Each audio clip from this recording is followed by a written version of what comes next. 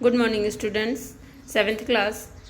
चलिए फिर से स्वागत है आपका एक बार विज्ञान विषय में। और बच्चों, हम लोग पाठ 9 पढ़ रहे थे विज्ञान विषय में, तो चलो आगे बढ़ाते हैं। पाठ 9 मृदा। देखिए, आज हम लोग जो है वो मृदा के प्रकारों के बारे में पढ़ेंगे, है ना। कल हमने पढ़ा था किस तरह से मृदा बनती है, और मृदा बनने का जो प्रक्रम है वो धीमा है और और कई हजारों वर्ष लग जाते हैं उसको बनने में, मृदा को बनने में। आज हम लोग मृदा को पढ़ेंगे कि मृदा के कितने प्रकार होते हैं, क्योंकि कल मैंने आपको बताया था कि मृदा जब बनती है तो उसके प्रकार जो हैं वो, या मृदा कैसी होगी, मिट्टी कैसी होगी, ये उस बात पर निर्भर करता है कि वो किस तरह की चट्टानों से निर्मित हुई है। इसीलिए मृदा अलग अलग प्रकार की चट्टानों से निर्मित होती है, तो उनके अंदर जो है वो खनिजों की उपस्थिति, उनके कणों का आकार, इस आधार पर मृदा के प्रकार होते हैं। मृदा के प्रकार पढ़ने जा रहे हैं हम लोग। तो आइए पढ़ें मृदा के प्रकार। जैसा कि आप जानते हैं कि शैल यानी चट्टानों के अपक्षय मतलब टूटने से विभिन्न पदार्थों के छोटे छोटे कण निर्मित होते हैं। इनमें बालू और चिकनी मिट्टी यानी क्ले सम्मिलित हैं। किसी मृदा में बालू और चिकनी मिट्टी का अनुपात उस मूल शैल पर निर्भर करता है। मूल शैल यानी जिससे बनी है मृदा, जिससे उसके कण बने हैं। शैल कणों और ह्यूमस का मिश्रण मृदा कहलाता है। शैल कण, देखिए मृदा की परिभाषा ये कि शैल कण, चट्टानों से टूटे हुए कण, और ह्यूमस का जो मिश्रण है वही मिट्टी कहलाता है, यह मृदा कहलाता है। जीवाणु जैसे बैक्टीरिया, पादप, मूल और केंचुए जैसे जीव भी मृदा के महत्वपूर्ण अंग होते हैं, क्योंकि ये भी मृदा में ही रहते हैं, मिट्टी में ही रहते हैं। मृदा कोश में पाए जाने वाले विभिन्न अमाप यानी साइज के कणों के अनुपात के आधार पर वर्गीकृत किया जाता है। यदि मृदा में बड़े कणों का अनुपात अधिक है तो वह बलुई मृदा कहलाती है, ठीक है ना। अगर बड़े बड़े, देखो अपने यहाँ पर बहुतायता से बलुई मिट्टी पाई जाती है, आप सबने देखी है। उसमें क्या है कि मृदा के कण थोड़े बड़े होंगे, पोरस होंगे, तो उसको क्या कहेंगे हम लोग, बलुई मिट्टी कहेंगे। सैरंध्र मृदा होती है ये। कणों का अनुपात अपेक्षाकृत अधिक बड़ा होता है, तो यह बलुई मृदा कहलाएगी अगर कण बड़े होंगे तो, ठीक है। बड़े कणों का अनुपात अधिक होगा। और यदि बारीक कण यानी सूक्ष्म कणों का अनुपात अपेक्षाकृत अधिक होगा, बड़े कणों से अधिक होगा, तो वह मृणमय मृदा कहलाएगी। यदि बड़े और छोटे कणों की मात्रा लगभग समान होगी तो यह दुमटी मिट्टी, दो प्रकार की कण है ना, बराबर मात्रा में दुमटी मिट्टी। तो 3 तरह के नाम आ गए हैं आपके पास में। बलुई मृदा जिसके अंदर बड़े कण हैं, बड़े कणों का अनुपात ज़्यादा है छोटे कणों से। फिर मृणमय मृदा जिसमें छोटे कणों का अनुपात या सूक्ष्म कणों का अनुपात बड़े कणों से ज़्यादा है। फिर दुमटी मिट्टी या दुमट मिट्टी जिसमें दोनों प्रकार के कण, छोटे और बड़े कण, दोनों ही प्रकार के कणों की मात्रा समान है।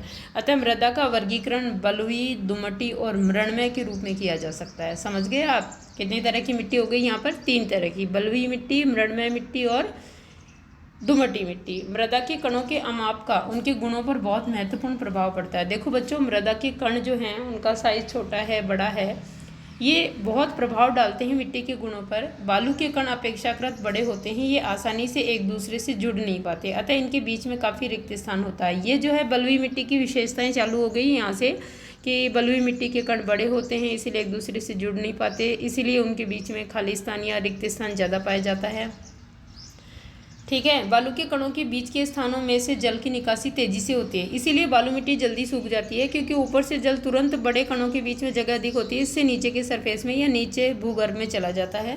बलुई मृदा हल्की सुवातित मतलब एयर भरी रहती है उनके बीच के स्थानों में, और शुष्क होती है ना, सूखी होती है। मृत्तिका यानी चिकनी मिट्टी के कण सूक्ष्म यानी बहुत छोटे होने के कारण परस्पर जुड़े रहते हैं और उनके बीच में रिक्त स्थान बहुत कम होता है। इसीलिए देखिए आप, थोड़े से पानी के बाद भी वो गीली रहती है ना, जल धारण अधिक करती है वो, और कीचड़ हो जाता है अगर अधिक बारिश होती है तो फिसलन हो जाती है वहाँ पे। बलुई मृदा के विपरीत इसके कणों के बीच के सूक्ष्म स्थानों में जल रुक जाता है, अतः चिकनी मिट्टी में वायु कम होती है, लेकिन यह भारी होती है क्योंकि इसमें बलुई मृदा की अपेक्षा जल अधिक रहता है, ठीक है। पादपों को उगाने के लिए सबसे अच्छी शीर्ष मृदा जो है वो दुमट है, 2 प्रकार की, क्योंकि उसमें छोटे और बड़े दोनों कण हैं और दोनों मृदाओं के बीच के गुण ही उसमें पाए जाते हैं। दुमटी मृदा बालू, चिकनी मिट्टी और गाद नामक अन्य प्रकार के मृदा कणों का मिश्रण होती है।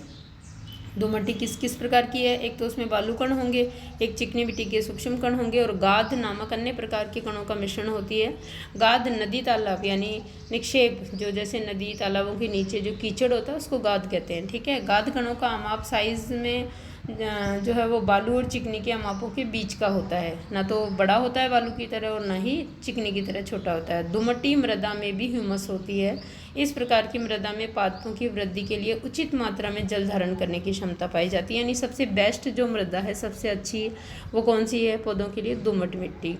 क्रियाकलाप 9.3 करेंगे बच्चों। देखो, मृणमय, दोमटी और बलुई मृदा के नमूने एकत्रित कीजिए। किसी एक नमूने में से मुट्ठी भर मृदा लीजिए, है ना। 3 नमूने लिए, उसमें से किसी भी एक में से मुट्ठी भर मृदा ले ली। इसमें से कंकर, पत्थर, घास के तिनकों आदि को निकाल लीजिए। अब इसमें बूंद बूंद करके जल डालकर इसे गूंथ लीजिए, है ना, आटा गूंथते वैसे। चित्र 9.4 में देखेंगे। केवल इतना जल डालें कि इससे मृदा का गोला बनाया जा सके। ये देखो, मृदा मिट्टी का ढेला लिया हमने। ढेला लेने के बाद हमने क्या किया, उसको बूंद बूंद करके जल डाल करके इतना गीला कर लिया कि वो गुथ जाए आटे की तरह, है ना। अब क्या करना है, चित्र 9.4 बी।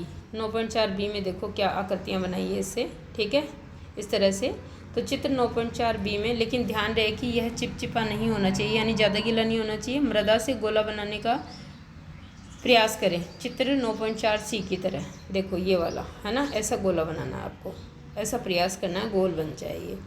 किसी समतल सतह पर इस गोले को एक बेलन के रूप में बेल लें। चित्र 9.4 डी की तरह, ये देखिए ऐसे, और फिर इसको जोड़ें दोनों सिरे पकड़कर, ठीक है। एक बेलन के रूप में बेल लें। इस बेलन से छल्ला बनाने का प्रयास करें। चित्र 9.4 की तरह इस क्रियाकलाप को मृदा के अन्य नमूनों के साथ दोहराएं। कोई मृदा किस प्रकार की है, क्या इसका निर्णय इस आधार पर किया जा सकता है कि इससे मनचाही आकृति बनाना कितना सुविधाजनक है, ठीक है। बूझो क्या कह रहा है, मैं जानना चाहता हूँ मटका और सुराही बनाने के लिए किस प्रकार की मिट्टी का उपयोग किया जाना चाहिए, किस प्रकार की मृदा का उपयोग करना चाहिए। क्या आप बता सकते हैं कि किस प्रकार की मृदा बर्तन, खिलौने और मूर्तियाँ आदि बनाने के लिए सबसे उपयुक्त होती है? चलो ठीक है, आप जानते हो चिकनी मिट्टी से ही जो पोटर है, जो कुम्हार है, वो बर्तन बनाता है, तो आप बूझो की हेल्प कर सकते हो। अब है मृदा के गुण। मिट्टियों में क्या क्या गुण होते हैं, देखिए। आपने मृदा के कुछ उपयोगों की सूची बनाई है। आइए अब मृदा के गुणों को जानने के लिए क्रियाकलाप करें। अगला टॉपिक शुरू हो गया आपका। तो सबसे पहले मृदा में जल अंतःस्रवण दर। मृदा के अंदर जल जो है वो कितना अंतःस्रावित होता है। बूझो और पहेली ने 50 सेंटीमीटर गुणा 50 सेंटीमीटर, यानी जिसकी लंबाई चौड़ाई दोनों 50-50 हैं। हम आपके 2 वर्ग अंकित किए, ठीक है ना। क्या किया उन्होंने, 2 वर्ग बनाए 50 गुणा 50 सेंटीमीटर की, जिनमें से एक उनके घर के फर्श पर और दूसरा कच्ची सड़क पर बनाया। देखो, 2 वर्ग छापे उन्होंने, एक फर्श पर बनाया और दूसरा उनके आगे जो कच्ची सड़क थी, मिट्टी यानी उसमें बनाया। उन्होंने 2 समान नाप की बोतलों को पानी से भर लिया। बराबर नाप की 2 बोतल थी, दोनों को पानी से भरा। उन्होंने एक ही समय पर दोनों वर्ग स्थानों पर एक एक बोतल पानी डाल दी। एक तो फर्श पर बनाया था, उसमें डाली, दूसरी डाली मिट्टी में। उन्होंने देखा कि फर्श पर गिरा पानी वर्ग की सीमा से बाहर बह गया, है ना, यानी चल पड़ा, बहने लगा। जबकि जो मिट्टी में डाला था पानी, बाहर जो वर्ग बनाया था कच्ची सड़क पर, उसका पानी अवशोषित हो गया, है ना। फर्श वाला तो पक्का फर्श था, अवशोषित नहीं हो पाया, लेकिन वहाँ पर पूरा ज़मीन ने पी लिया उसको। जबकि कच्ची सड़क पर डाला गया पानी अवशोषित हो गया। अब बूझो को आश्चर्य हुआ कि दोनों वर्गों में पानी के अवशोषण में इतना अंतर क्यों था, है ना।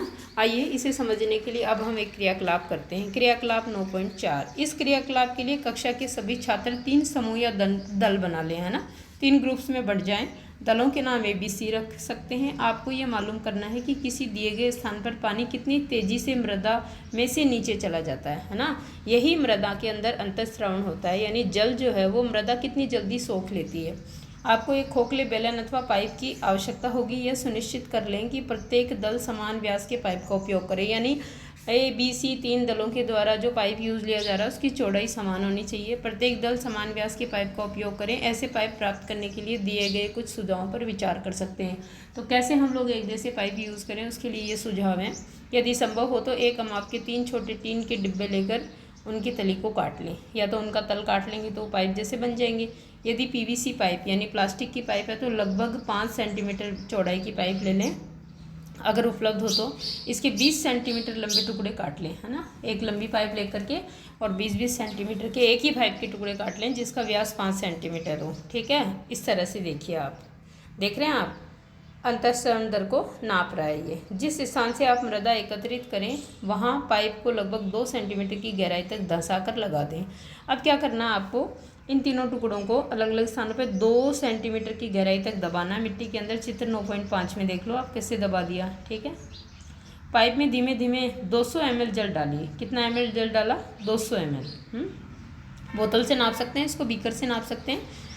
200 ml जल को मापने के लिए आप किसी भी 200 ml की खाली बोतल का उपयोग कर सकते हैं। उस समय को नोट कर लें जब आपने जल डालना आरंभ किया था। जब सारा जल भूमि द्वारा अवशोषित हो जाए अर्थात अंतःस्रावित हो जाए, मिट्टी द्वारा सोख लिया जाए और पाइप खाली हो जाए तो पुनः इस समय को नोट कर लें। यानी आपको पता चल जाएगा कि 200 ml जल अवशोषित करने में मिट्टी ने कितना टाइम लगाया।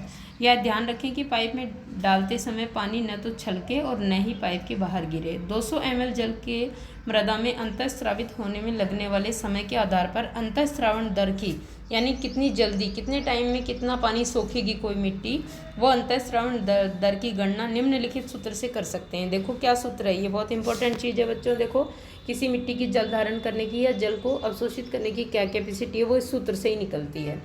अंतःस्रावण दर बराबर क्या हो जाएगा? अंतःस्रावण दर जो है वो ml में निकलेगी, ठीक है। जल की मात्रा कितनी ली थी हमने? 200 ml। और अंतःस्रावण अवधि, उसमें कितना टाइम लगा वो नीचे उसका भाग लगाना आपको।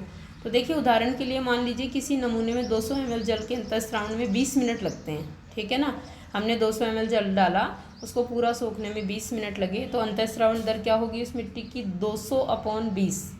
200 ml जल बट्टा 20 मिनट बराबर क्या आया? 10 ml प्रति मिनट। यानी 1 मिनट में वो मिट्टी 10 ml जल सोखती है और यही उसकी अंतःस्रावण जल की अंतःस्रावण दर है। अपने दल द्वारा किए गए मृदा के नमूनों में अंतःस्रावण दर की गणना कीजिए। अपने निष्कर्षों की तुलना एवं अन्य दलों के मृदा के नमूनों के अंतःस्रावण दर से कीजिए। मृदा के नमूनों को अंतःस्रावण दर के बढ़ते क्रम में व्यवस्थित कीजिए। बढ़ते हुए क्रम में, पहले 10 मिनट आया, जैसे दूसरी ने 20 मिनट लिया, तो इस तरह से आपको इनको तीनों दलों के द्वारा कितना कितना समय लिया और मिट्टी कहाँ कहाँ से इकट्ठी करी गई, इसके आधार पर आपको व्यवस्थित करना। तो यहाँ से आज का जो होमवर्क है वो आपका वो क्या है? एक तो मृदा के प्रकार तीनों और परिभाषा। इसके अलावा जो है वो मृदा की अंतःस्रावण दर, मृदा के गुणों में मृदा की अंतःस्रावण दर जो है वो क्या है और उसे किस प्रकार ज्ञात किया जा सकता है, उसका जो सूत्र है वो लिखना है। Okay students.